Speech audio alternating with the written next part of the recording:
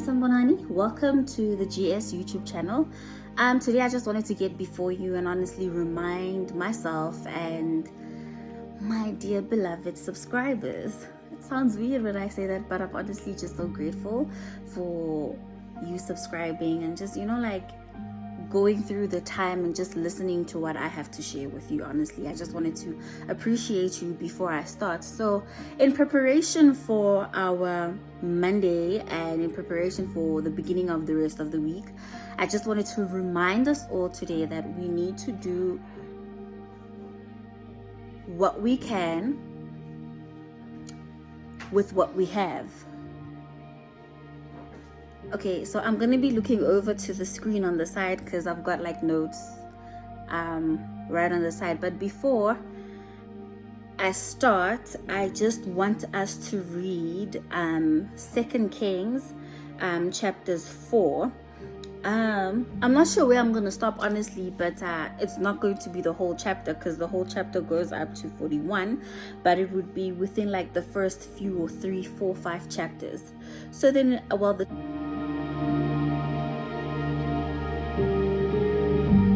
title of the chapter is The Widow's Olive Oil. Verses 1 says, "The wife of a man from the company of the prophets cried out to Elisha, 'Your servant, my husband, is dead, and you know that he revered the Lord. But now his creditor is coming to take my 2 boys as his slaves.' Elisha replied to her, 'How can I help you? Tell me, what do you have in your house?' 'Your servant has nothing there at all,' she said, 'except a small jar of olive oil.'" Okay, so we're going to go up to verse 2. So like I said, introducing what I just want to discuss and, just get straight to the point. Do what you can with what you have. Do not wait for the time when you have it all figured out, because that day may never come. It is time we stop living our lives through the one day or someday narrative. Take action and pursue that dream that God has given you. Stop focusing on all that you do not have, and just for once, focus on what you have and what you can do with the talent. One thing I have come to understand in life is that life owes you nothing. So if you choose to sit there and have throw a pity party for yourself, no one will come, and I mean no one will come to try revive what you've allowed to die. If only you could understand the power that lies within you and the opportunities that can be presented to you by doing what you can today. In the future, you would be amazed. So sometimes doing what you can could just mean embracing what brings you joy, or doing the mundane things in life, or just taking your phone and videoizing yourself and putting it out there and allowing people to hear what God has given you to share with other people.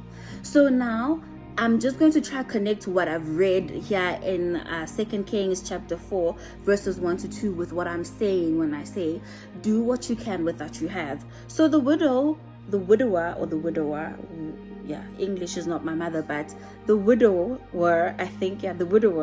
was like to Elisha, "Listen, my husband is dead, and the people that my husband owed are coming after me, and honestly I don't know how to go about it." Probably the lady was just expecting Elisha to be like, "Okay, here's some cash, go sort the things out." And weirdly enough, Elisha asks her, and he's like, "How can I help you? Tell me, what do you have in your house?" Now, this could be, what do you have in you? Like, what do you have that will bail you out from that state of depression? What do you have that could move you from where you are now to where you want to be? What can you do now in the present moment to take you where you want to be, or where you need to be, or to take you where God has called you to be? And then the lady replies, "Your servant has nothing there at all," she said, "except a small jar of olive oil." Like, I think like this verse is honestly just like self-explanatory when it comes to that point that I think we shouldn't, well, not even think, we shouldn't pause or put our lives in like a slow motion pause type of thing because we don't have what we think we should have, and thus we won't do what we need to do to be the people that God has called us to be. We should honestly do what we can with what we have and be faithful with the little that God has given us. I mean, God won't bless you if you are not faithful with what you have, the little that you have, and He won't increase the little of what you have to make it bigger if you're not using it. Like, it reminds me of the story of the guys who, like, the master gave his servants the talents. The one he gave 10, the other he gave 5, and the other he gave 1. The 2 multiplied it, and the one came back with 20, and the other came back with 10, and the other hid it away because he was like, well, my master is a very furious master, and I should save it so that when he comes back I could give it to him. God gave you the gift that He has given you so that you could use it to bring honor and glory to His kingdom. So you sitting on it is not justifying anything. Use it, and you will not grow your talent by sitting on it. The only time you will grow is when you use it and you see where grooming needs to take place.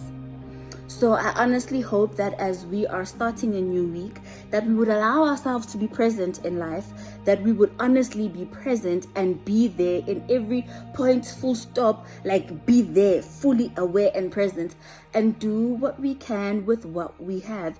It could be as little as being gentle to yourself and waking up in the morning, saying daily affirmations to yourself, telling yourself and reminding yourself that you deserve it and you are worth it. Or like, I don't know, man, but I think we all know what we have as people, and we could honestly do with what we have.